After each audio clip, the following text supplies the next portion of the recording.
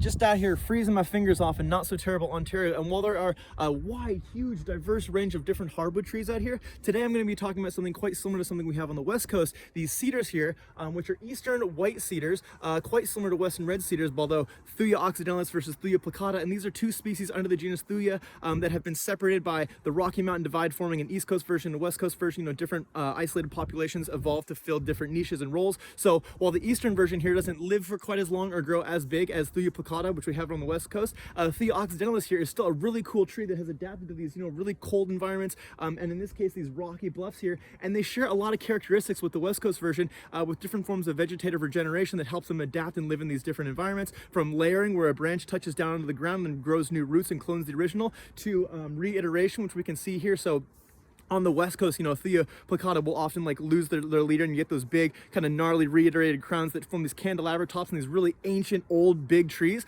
But out here we have a similar thing happening with trees that are much younger, maybe about 400 or 500 years old.